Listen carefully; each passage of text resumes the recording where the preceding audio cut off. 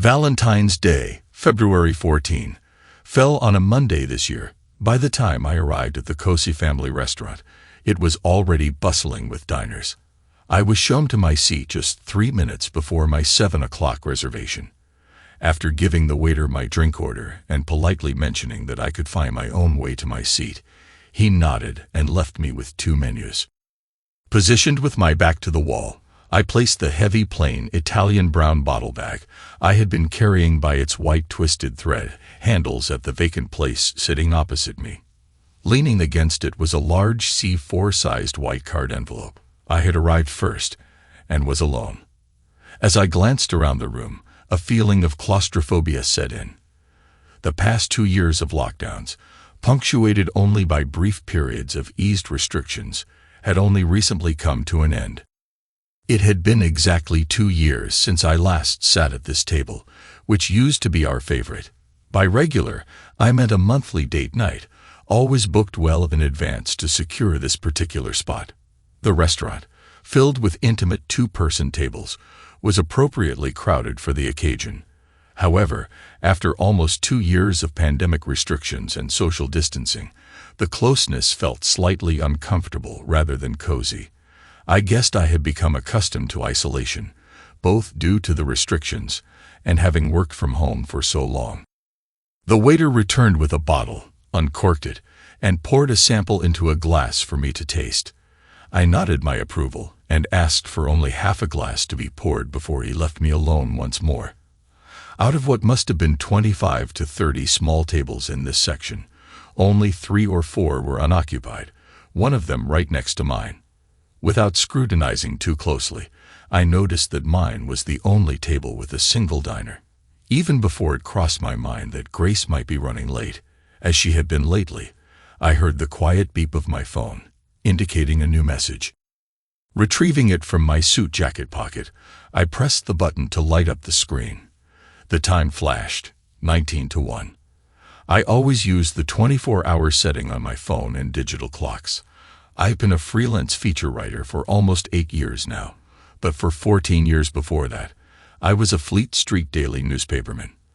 I started as a copy holder, responsible for small ads and general errands, then moved on to junior reporter, senior reporter, and sub-editor roles, mostly on the late afternoon and evening lobster shift. While words and facts are essential in daily journalism, deadlines are absolutely paramount. As I swiped and tapped my screen to access my messages, I couldn't help but notice in my peripheral vision that the empty table next to me on the left was being occupied. The lady of the happy couple brushed past me, wearing a 3/4 coat and a long dark blue dress, to reach her seat by the wall. This brought a faint smile to my face for the second time today. It wasn't a warm smile. I was long past that. It was a chilly February night in our part of the world, and my wife's seat of choice, had she arrived on time, would have been exactly where I now sat, right in front of the radiator. I smiled not for Grace, whom I hadn't even seen this morning as she left early for a strategy meeting at work, but for my kids. I had dropped them off at school, kissed them, and reminded them to be on their best behavior tonight. I wondered if I would manage to do the same. I had arranged for Grace's parents to pick them up after school and keep them overnight, allowing Grace and me to celebrate our anniversary without worrying about Gavin and Nora. The tables were close together, and as the lady passed through the narrow gap beside me, I caught a whiff of her delightful perfume. It was rich and alluring at first, then turned light and flowery as it lingered, an intoxicating scent that could captivate anyone near her. Lucky bastard, I thought, momentarily taking my eyes off my phone to glance at the seat diagonally opposite, where her partner would sit. However, the seat was empty.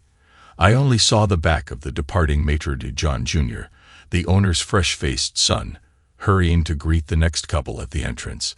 It seemed the lovely-smelling lady was waiting for her beau, just as I was waiting for my rather tardy wife. Today marked 10 years of our marriage, exactly to the day. We always came to this very table, or at least this spot. Sometimes it was a different table to accommodate 4 or 6, with high chairs if needed, on special occasions and holidays whenever the restrictions allowed. This was the place where Grace and I had our first date, where I proposed and she accepted, and where we celebrated all our family birthdays and anniversaries, including today's milestone. Our anniversary held a deep significance for us, beyond just being Valentine's Day, the holiday honoring lovers. It was also the day we got married, Tuesday, February 14, 2012, at 11 a.m. at the local registrar's office. Both 29 at the time, we felt the pressure of Grace's biological clock ticking loudly. Unbeknownst to me then, Grace was already pregnant with our son Gavin. She only revealed it on our wedding night, mentioning she had missed her period by a week, a realization that had only dawned on her that morning amidst the whirlwind of wedding preparations. Despite her initial hesitation to tell me until we were alone, I would have married her regardless. By the time we tied the knot, we had been living together and were a couple for exactly 5 years, with the wedding planned months in advance. Grace was always the one for me, long before I asked her to marry me. Interestingly, her running late had become a recurring theme over the years. She was notably late on our 8th wedding anniversary, 2 years ago. I had waited here alone, my eyes fixed on the same brick wall, forewarned by a similar running late message on an older phone. I lingered until 9 p.m. before I had to give up our table, leaving a room full of affectionate couples while I made the lone walk of shame. I insisted on paying the approximate cost of a meal for 2 at the front desk before leaving. Michael, the restaurant owner, was apologetic yet firm about needing the table back on such a busy night. This happened just weeks before the first lockdown began. Grace and I met 15 years ago, at a wedding in late January when we were both 24. I knew the groom from college. She had gone to school with the bride. My job at the newspaper kept me working late hours, with little time for a social life or relationships. Grace was preoccupied with her bar exams, also focused on her career as a lawyer. Serendipitously, we both lived in the same town and commuted to London for work. My days off were Tuesday and Wednesday back then, and she suggested we meet in a couple of weeks. We checked our calendars and settled on February 14 at this very family restaurant, where I had never dined before. Grace had worked here as a waitress during her school and college holidays, and even weekends before that while still in school. And so, our Valentine's Day anniversary was a blend of our love story, a celebration of firsts, and the beginning of a life journey together. If our date goes well, she said, we can exchange phone numbers and take it from there. I didn't grasp the significance of the date until I got home. A first date with a stranger on Valentine's Day. It seemed too good to be true for an ordinary guy like me with a gorgeous girl like her. I suspected she might be playing a prank and would probably joke about it with the bride after the honeymoon. Since she offered to book the table, I figured at least it wouldn't hit my wallet. As the date drew closer, I started to wonder if she might be serious. What if she was genuinely interested? If I chickened out, I'd ruin my reputation with my college friend and lose any shot with Grace.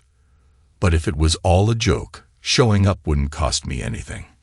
I decided to give it a try, show up on time, and if she didn't appear within 10 minutes, I'd bow out and save the restaurant the trouble.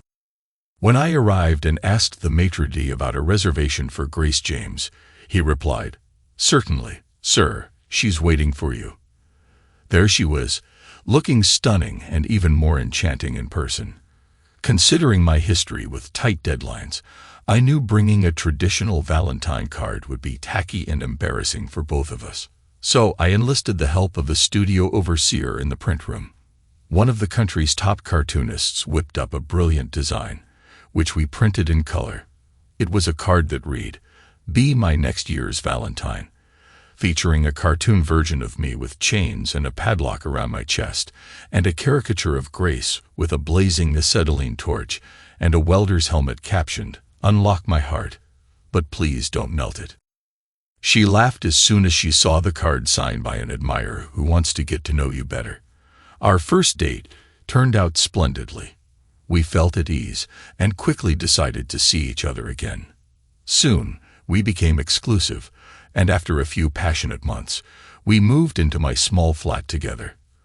A couple of years later, we exchanged engagement rings, but it took 3 more years before we finally got married and started hunting for a family home in our hometown. We were both deeply invested in our careers. By that time, I had become a sub-editor and was also writing regular weekend feature articles.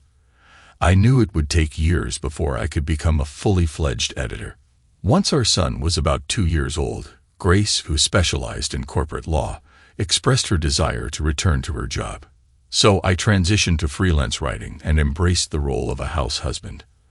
Our youngest, Nora, was an unexpected but equally cherished addition to our family. Grace only spent a couple of months with her before going back to work. Nora, now 6, has always been very attached to me, seeing me in both parental roles. Gavin, on the other hand, is easygoing and has adapted well to our family dynamics. Grace thrived in her career, securing a junior partnership shortly after Nora was born. However, lately, she hasn't seemed as happy with me. Last February, during the lockdown, everything was closed. I ordered Chinese takeaway, left Grace's portion in the fridge, and went to bed alone. She used the familiar excuse of work, endless late nights preparing vital documents for mergers and acquisitions, requiring the entire firm's attention. This year, in anticipation of Valentine's Day, I booked a table weeks in advance, from 7 p.m. to closing time. I even prepaid for an estimated bill, covering up to 4 average a la carte meals and drinks. When I made the arrangements, Michael, the restaurant owner, said it wasn't necessary. He reminded me that Grace had booked tables there for 4 years as a student, and our family connection warranted special treatment, but I insisted on paying up front. I was not accustomed to this vantage point in the restaurant, back against the wall. I finally understood why it was Grace's favorite spot. It offered a full view of everyone entering, the bar area, and even the front entrance, all while benefiting from the warmth of a nearby radiator during the cold winter. From my usual seat, I could only see my dinner guest and the brick wall behind them. No wonder Grace deemed this our favorite table. A beep on my mobile phone snapped me back to reality. I read the message. Sorry, Hans, still at work, all 860 mins. The brevity of the message spoke volumes to me. Even the use of all and 8 signified the minimal effort and time Grace could spare for me in favor of whatever else she was doing. I smiled for only the 3rd time that day, a smile devoid of humor. I hadn't reminded Grace this morning about our dinner reservations or even mentioned our anniversary since last year. Now, here I was sitting alone, while Grace was occupied elsewhere. Even on Valentine's Day, our 10th wedding anniversary, she had more pressing matters. Tin is the traditional gift for the 10th anniversary, along with diamonds or the colors silver and blue. That thought brought my attention to the woman sitting alone at the table next to me. She wore a blue dress, and her perfume, distinctly different from any my wife preferred, lingered faintly. I wondered if the woman in blue was here for a similar celebration, or simply enjoyed wearing blue tonight. Was she waiting for someone, a boyfriend, husband, or lover? My thoughts wandered as I glanced at the menu. Trying to muster an appetite, I picked up my phone and put it down again, deciding to order a starter. I needed something to accompany the sips I'd taken from the glass of Chianti, Grace's favorite. It wasn't my usual choice, but I wasn't in the mood for anything heavier. Perhaps I would make a sandwich and have a beer later at home. Looks like we've both been stood up, came a husky female voice from the adjacent table, cutting through my veil of solitude like a hot knife. I looked up and to my left. Despite the dim lighting and unlit candles, I could see her clearly. Her open face, dark brown eyes, and soft, dark wavy hair framing her face made her a true beauty. Sorry, I said. I was miles away. Was that wishful thinking? She asked softly, her small smile inviting a conversation. Maybe, I shrugged, glancing at my phone, and then back at her. She's still at work, or so she says. Running late, she says. I'm not even sure if she'll make it tonight.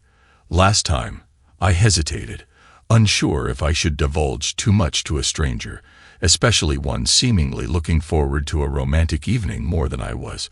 But then I thought, to hell with it. I had bottled this up for too long. Leaning in, I added quietly, last time she didn't make it at all. Last time? What, like last week, or last year?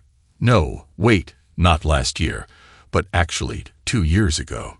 You know, I said, noticing her nodding, and those lovely soft curls framing her face. Her dark brown hair was set in loose, bouncy ringlets.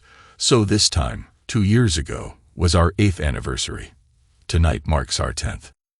Wow, 10 years. That's aluminum, she guessed. Tin, I corrected. Like a tin of beans, biscuits, or maybe clean peaches and syrup. I was actually thinking a can of worms, but that seemed too intimate to share with a stranger, no matter how young and beautiful she looked. Or tomato soup, she added with a sad smile, her expression hinting at her own unhappy memories. Comfort food. Tins are like comfort food, something you turn to when things aren't going so well, like baked beans on toast or alphabet spaghetti. Sorry, I didn't mean to intrude. That's all right. I guess she's otherwise occupied tonight, I said. Is she a doctor or a nurse? She asked. Some professions are vitally important, and staffing issues can mean those left behind have to keep everything running. Life or death situations can sometimes be more important than, you know. No, she's a lawyer, I said. Oh, all right. Scum of the earth, huh? I joked, tempering the remark with a smile and a shrug. She was just a stranger, passing time with a lonely old man while waiting for her date. She didn't need to hear the troubles I've been dealing with for the past couple of years. She made junior partner 3 years ago, and well, the workload shot up, so she tells me. The stranger sitting next to me looked nice, probably a kid really, eager for her evening out with a beau. No need to burden her with my problems. I wasn't here to share my misery, just to brace myself mentally for what came next. Well, she countered. At least she's not a school headmistress. Oh, is that what you are? I asked. Sort of, she said. Preschool. I'm the proprietor, or should that be proprietress, of a preschool.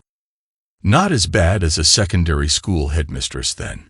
You must have lots of sweet children aged 3 and 4, a nice age, if I remember correctly. True, they are sweet. We start with 2-year-olds, but I have specialist staff who love the babies. She laughed, more to herself than anything. I must admit, I do love the littlies too, and hate handing some of them back to their parents at the end of the day. Oh God, I interjected. I remember the terrible tours. I did vividly. Not so much with Gavin, but Nora was a nightmare, always needing her mom who was busy chasing that junior partnership when Nora needed her the most. They're not so bad, she laughed. At least we can hand the troublesome few back at the end of the day. We make sure they sit quietly for a snack, then lunch, and then it's time for a nap.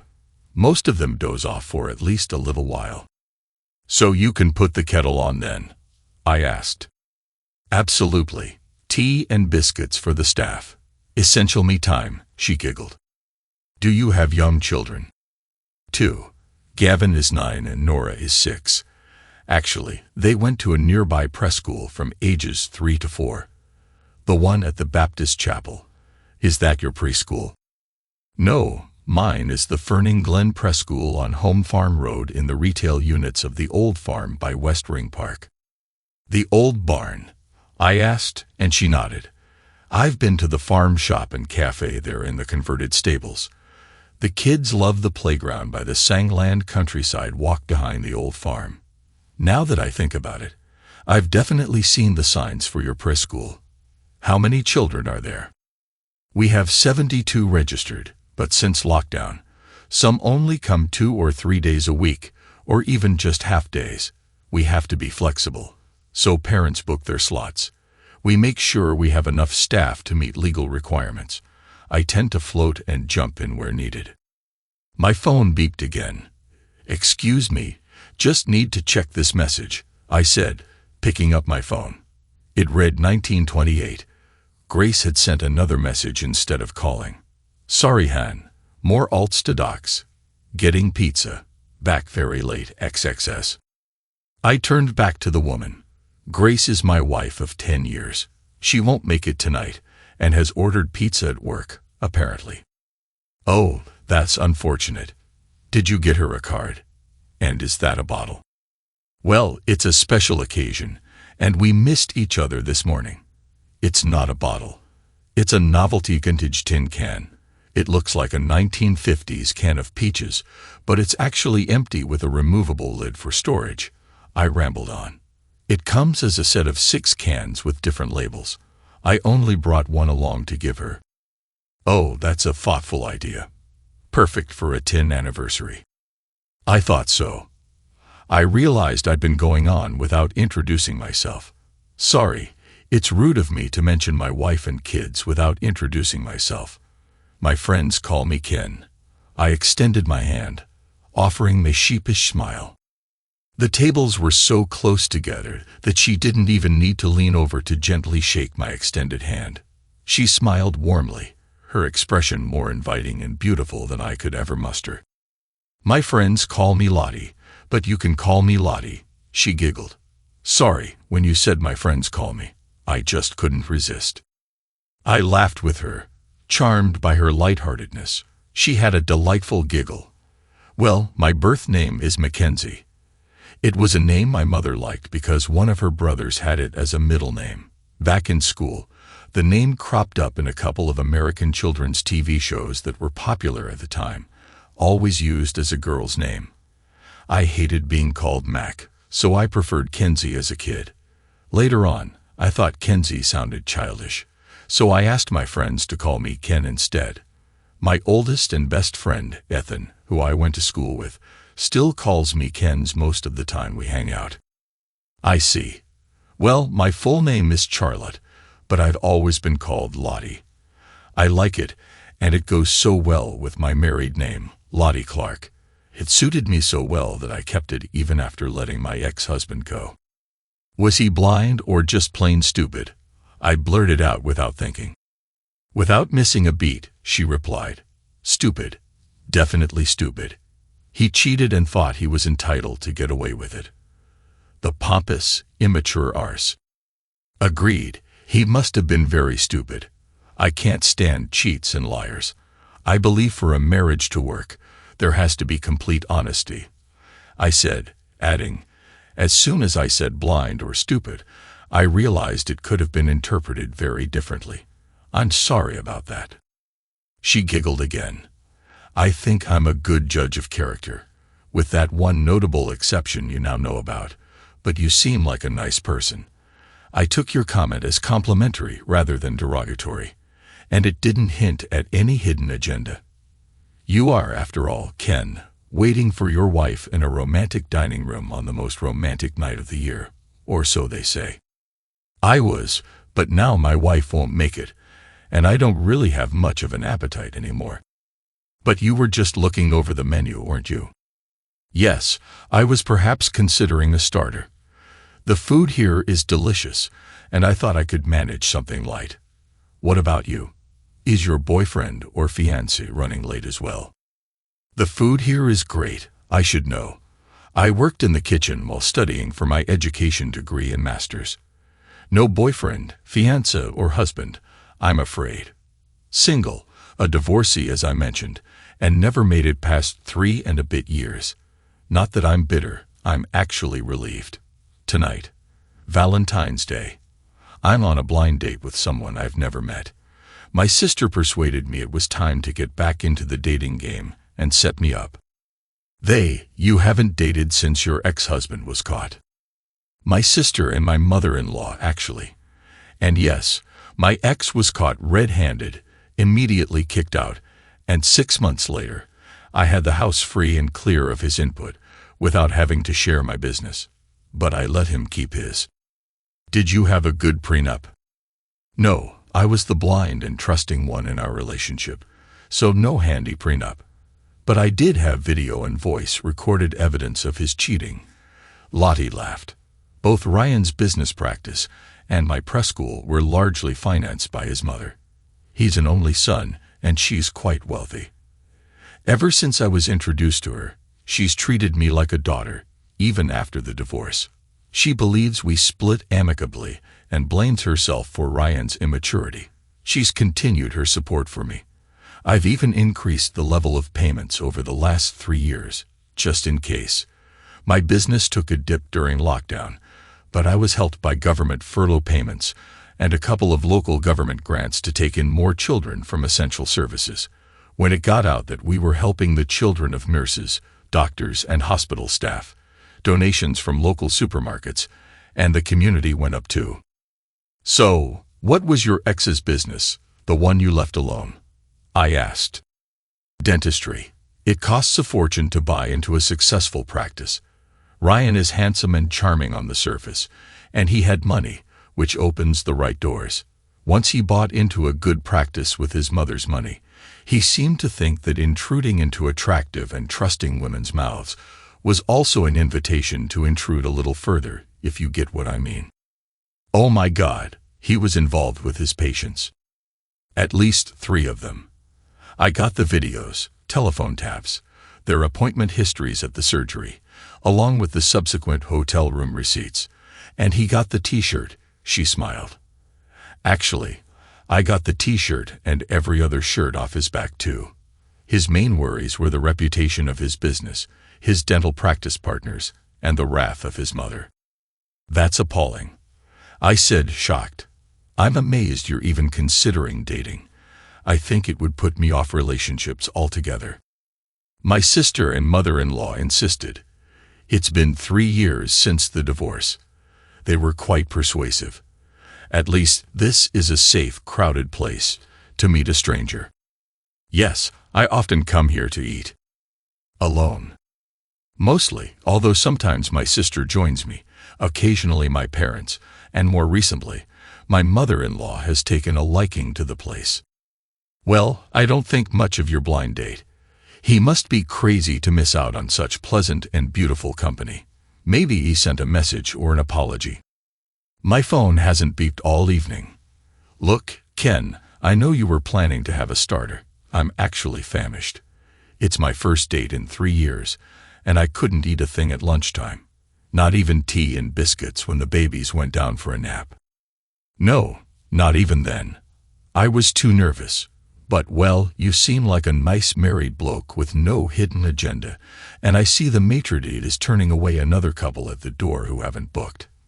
Maybe we could share a table and leave one free for a couple celebrating their romantic dinner. Well, since Grace is having pizza and won't be home until late. And your kids are at their grandparents', so we could continue our entertaining conversation, enjoy some good food, and help out a couple who might otherwise be turned away because the place is packed tonight. It is a night for lovers, so yes, we could share a table and free one up. Shall I move to your table? Why don't I move to yours? That way, if your wife shows up, you can see her coming and give me a heads up so I can grab my handbag before things get awkward. She laughed, and so did I. As Lotti spoke, she stood up and signaled the maitre d', indicating with subtle hand movements that she was moving to my table. The maitre d' nodded back in understanding and turned to the newly arrived couple, an older pair, before guiding them in our direction with a couple of menus. I moved the bottle bag and card envelope from the opposite place, setting to the floor beside my chair, out of the way. I'm sure it wouldn't come to blows, Lotti. Is she not the jealous type, Ken? In different circumstances, perhaps, but like you, though well before your time, she used to work here as a waitress. She's known to the owners and their kids who work here. Seeing me with another woman at our usual table, knowing she was expected after 7 p.m., wouldn't look suspicious. I'm sure she'd understand it's just a chance meeting and a sensible sharing arrangement to everyone's benefit. Your wife must be quite understanding, she remarked as she draped her coat over her chair and settled into what would have been my seat if Grace was here. I noticed she hadn't brought a drink with her. I have a bottle of Chianti here, which I certainly won't finish by myself since I'm driving. How about joining me for a glass? That's very kind of you, Ken, thank you. It's nice to know that there are still gentlemen around. I wasn't sure what my date would want, so I waited before ordering. No need to wait any longer. As my guest at my table, I want you to know that I've already settled the bill in advance, so feel free to order anything you like. It's on me. That's very generous, Ken. Your wife is a lucky woman. You'd have to tell her that. I will, if she shows up, she grinned.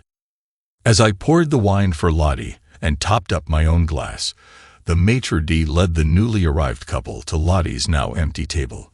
They were much older than us, not that we were a couple, and I guess they were in their 60s or 70s.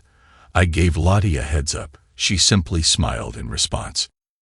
I thought Ryan was a fool for losing her, and anyone who cheats is an idiot in my book. If a relationship isn't working, discuss the problems and work it out. If ending it is the only solution, do it together. As for Mr. Blind Date, he was a fool for missing out on her, especially if her mother and sister were as beautiful. As the older woman passed between us to reach her seat by the radiator, I caught a whiff of her perfume, an older, familiar scent. It was likely something classy, like Chanel, and it smelled expensive. The maitre d' lit their candle first, then turned to us with raised eyebrows. I nodded, and he lit our candle before departing. In the gentle flickering light, I could see Lotti more clearly than the sideways glances our original seating positions had forced. Her dark, soft ringlet curls bounced on her shoulders, perfectly framing her face. Her features were even, her eyes dark brown pools surrounded by the clear whites, her lashes long and dark under thin arched eyebrows, and her lips full and red.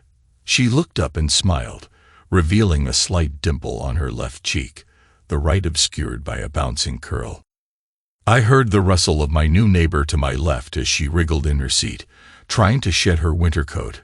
She slipped her arms out of the sleeves, allowing the coat to casually drape over the back of her chair, inside out. As she adjusted herself more comfortably, she leaned over and said, "Thank you so much for making room for us. Paul was sure he had booked weeks ago, but they didn't find our email until they checked that. What was it, dear?" She turned to her husband across the table. He looked older than the brief glimpse I had caught of his wife as they approached. His face was long, thin, and deeply wrinkled, with a tan that suggested he spent a lot of time outdoors, perhaps gardening. "The junk file, sweetheart," he replied, although I was sure I got a confirmation straight away. Getting here 10 minutes early wasn't a problem. While Mia's accent was that of a duchess or at least a lady, Paul's voice was no match. His local accent had more hints of the rural than the urban, matching the town's mixed urban and semi-rural character that I had grown up with. Maya turned back to me. "We saw the maitre d' look your way as we arrived. When Paul gave him our names, I looked around and wondered why two singles were sitting at separate tables on such a traditionally romantic night. But when your young lady got up and moved, suddenly your table was available. Quite fortunate for us. Anyway, thank you most sincerely. I'm Mia, by the way, and my husband is Paul. We're celebrating our 46th anniversary tonight. What about you two? Aren't you celebrating anything special?" She spoke with an assured cut-glass accent that seemed genuine rather than affected. She looked as regal as her voice sounded, her age difficult to pin down but likely at least mid-60s, significantly younger than Paul. Her features were open, with high cheekbones and sparkling, intelligent eyes that hinted at both joy and mischief. She possessed a timeless, classic beauty that few women maintain with age, similar to certain Hollywood or London theater actresses who convincingly portray 30-year-olds while celebrating careers or marriages spanning 4 decades. Before I could gather my thoughts to respond, Lotti spoke up. "We're Ken and Lotti," she began warmly. "Mia, Paul, it's so lovely to see you here. 46 years, eh? How wonderful. Now, Ken and I are actually strangers who met for the very first time tonight. Our acquaintance is less than an hour old, more like 46 minutes than years, I guess, but we're fast becoming friends. We've had a lovely conversation, and Ken is such a sweet gentleman to spend time with. Ken's wife of 10 years, Grace, was supposed to join him tonight to celebrate their 10th anniversary, but she's running late. She works long hours as a junior partner at her law firm and just messaged saying she'll settle for a pizza at work. Honestly, pizza from a box when she could have dined at the best family restaurant in town. What was she thinking? As for me, Mia, I'm currently single. My blind date seems to have lost his way and hasn't shown up. I've been abandoned in my prime. So Ken kindly invited me to join him, freeing up the table. He's even sharing his drink with me. Isn't that nice of him? Mia turned back from Lotti to look at me. Lottie's absolutely right. You are a gentleman, Ken, a rare gem these days. If your wife prefers work over celebrating such an important occasion with the most important man in her life, there must be a sensible reason. Is she defending an innocent person whose lifelong liberty is at risk? I had to chuckle. Mia was spot on. The situation was too absurd to make any sense of. I thought, why should I make excuses? Actually, she's a corporate lawyer, I said, mustering a dry laugh. Excuse my language, but she's a cum-sucking lawyer. What she's doing to me, our children, and our marriage is unreasonable to the point where I have no intention of enduring another minute, let alone another 36 years. Mia reached out and squeezed my lower left arm. I looked down to see my tightly clenched fists on the table. Lotti warmly wrapped her hands around my right fist. No need to apologize for expressing heartfelt passion and anguish, dear. Mia cooed gently in my ear, so close I could feel her breath.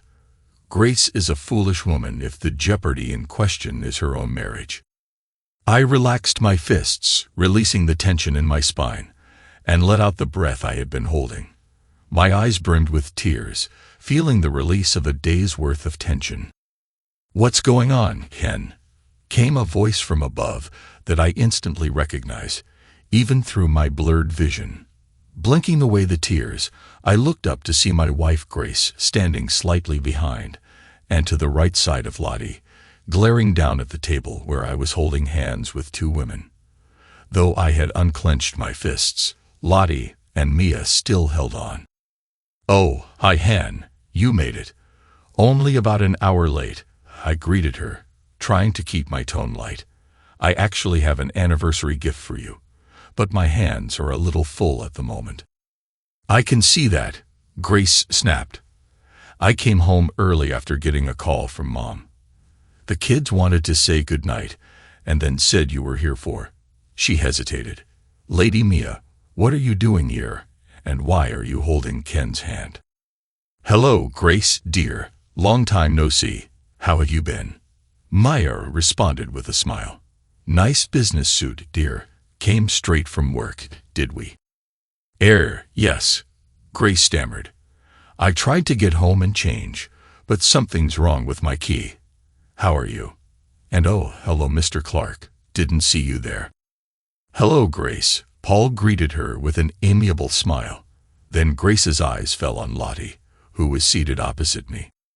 Lotti, what the hell? Hello, Grace, Lotti responded, looking up briefly before focusing back on me.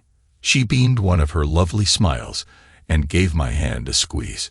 I haven't had the pleasure of meeting your husband before. He's very sweet, and with or without your permission, Grace, I'd like to get to know him a whole lot better. Grace stood there, seemingly in shock. If you want your presents, I said to her, well, a present and an envelope, you'll have to pick them up. They're down here by my chair. My hands are full of Lotti. And is that Lady Mia and Lord Paul. Lady Mia Clark, dear boy, Mia interjected, now holding my left hand with her left and patting my forearm with her right. I'm Ryan's mother, Lotti's mother-in-law, but I truly regard her as my only daughter and want her to be happy, which she obviously deserves. As for my sweetheart Paul, was a bus driver, Ken, and a part-time chauffeur when I met Mia's mother, Paul chimed in. For quite a while, I was a pretty mean bass player in a rock band, so I'm just plain Mr. and have been hanging on in there, with Mia, happy and grateful. Which rock band? I asked. 3 voices responded in unison. All's well. Gordon Bennett's backing band. Yeah, we were kids who grew up together, Paul smiled. Playing for fun in church halls in the early to late 60s, doing Beatles and Stones covers on weekends until Mia and I met. Then I had to sharpen up and make something of myself, especially after his lordship the Earl of Burghley disowned my lovely new wife for following her heart. So I became an impresario and did well for myself, though still playing as a guest whenever I could. Indeed, Paul was my second husband, Mia admitted.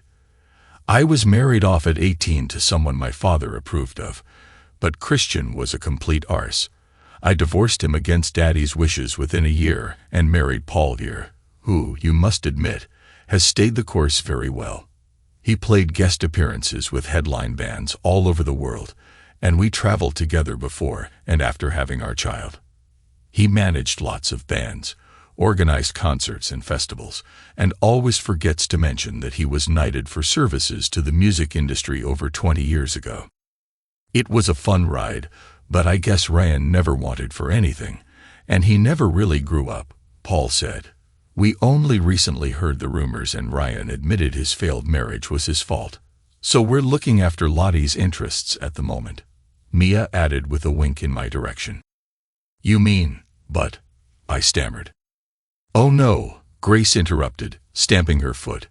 This is not happening. Lotti, Lady Mia, let go of my husband this instant. He's mine. Tisk. Maya shook her head as she looked up at Grace. How could you treat your husband the way you have and risk your children's happiness? I swear the blood drained from Grace's face as if a tap had been opened. Her lips trembled. What do you mean? Grace, Lotti spoke up. My sister Scarlett told me about tonight's booking a couple of months ago. She mentioned how you completely missed your 8th anniversary here and even embarrassed your parents during their Ruby wedding celebration last November by not showing up. Ken booked this table for the entire evening, prepared to wait just in case you let him down again. He was going to wait here until you turned up. As you know, my dad-in-law, Paul, has a lot of legal connections. He found out everything about your firm. Shame on you, Grace. No, but you couldn't have, Grace wailed. We were so discreet. Not discreet enough, Grace, Mia interjected before turning to me. Lawyers love to boast and gossip in chambers, so indiscretions are easily spread among their kind. Ken, we managed to tap into some of the sources for your investigative articles and drop them hints that we thought would get back to you. Sorry about the subterfuge tonight, but we're here to support you in whatever way you need. Well, I said, that explains a lot. I was amazed at what my investigator was able to find out in just a couple of months. But honey, you got me a card and a present, surely. Grace left the rest unsaid as she picked up the heavy card envelope and the very light bottle bag.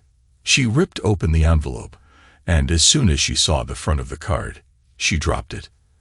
As it hit the table, the folded papers headed "Dissolution of Marriage" spilled out, extinguishing the candle and spilling hot wax on the crisp white tablecloth. The front of the card showed a caricature of me with a shattered heart, smashed by a caricature of Grace wielding a sledgehammer. The message on the card read, "You broke my heart on Valentine's Day," while the speech bubble from Grace's caricature said, "I've got me some new partners." I couldn't get the original cartoonist who did our first Valentine, Grace. He retired and moved to Spain. But I found one just as good on Fiverr, I said. You haven't opened your gift bag, honey. Grace clutched the handle tightly. With shaking fingers, she opened the bag and peered inside, a puzzled look crossing her tear-stained face. A tin can? Grace asked, pulling it from the otherwise empty gift bag. It's one of 6, Lotti explained helpfully. But Ken only packed one. They're handy for kitchen storage. Ooh, it rattles, Grace said. I wonder what's inside. Grace lifted the clear plastic lid and peered inside before emptying the contents into her palm. "What's this?" she asked. "My wedding ring. I have no further use for it," I replied. "I took it off 3 weeks ago, and you hadn't noticed or indicated that you had. The other item is a computer memory stick with a couple hundred stills and 4 videos from the luxury flat your partners share with you in Market Square Plaza. They're not legally procured, so they aren't admissible in court, but they'd be damaging to you and your firm if leaked to the public. I only watched 2 minutes of one video. It was enough to end my marriage. My solicitor went through the whole lot, and my investigator identified the 4 individuals as partners in your firm. We've named them as correspondents in the dissolution document. Agree to the terms. Grace, sole custody of the children and house until the last child finishes further education, and will change the grounds from adultery to unreasonable behavior, like your lack of involvement in our lives. Otherwise, we'll proceed with what we have and see if your partner's marriages last longer than ours. You can visit the children as often as you like. In fact, you'll see them in the morning, since they're staying overnight with your parents, where you'll be sleeping. I changed all the locks today." "Oh shoot," she exclaimed, dropping the empty bag and putting her hands to her face. "That's why I couldn't get into the house to change. I only realized it was our anniversary when Mom rang me. I thought there was a problem with Dad or the kids. Mom called because the kids wanted to say goodnight before bedtime. They'd already kissed you goodnight when you dropped them off this morning. Oh shoot, I really screwed up, didn't I?" "No kidding, Sherlock," I replied. "We're done, I think." Looking up, I saw the restaurant manager, Michael, and his wife, Scarlett, approaching the table.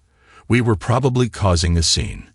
"Sorry, Michael, for the disturbance," I said, standing up with difficulty as Lotti and Mia still clung to my hands.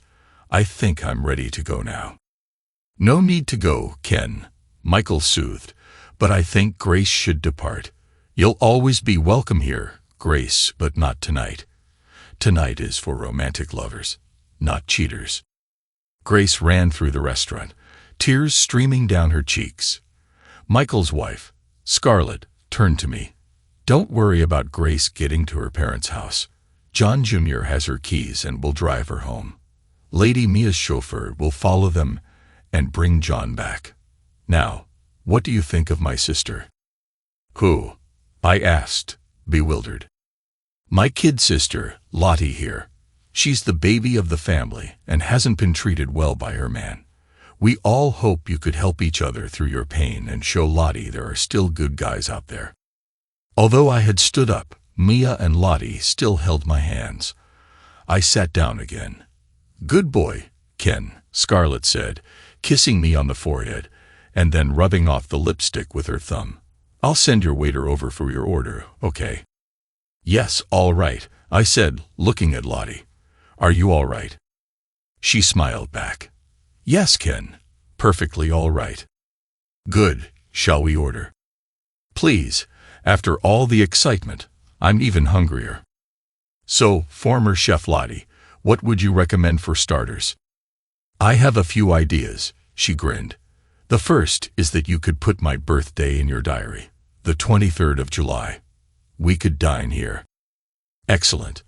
I'll leave the next few courses in your hands then, Lotti, and I'll send a photo of your likeness to my new cartoonist." Yes, I was feeling a whole lot more romantic than at the start of Valentine's Day. Thanks to everyone who took the time to listen to today's stories. If you enjoyed it, please consider liking and subscribing if you haven't already. Feel free to share your thoughts on the events in the comments below. Take care.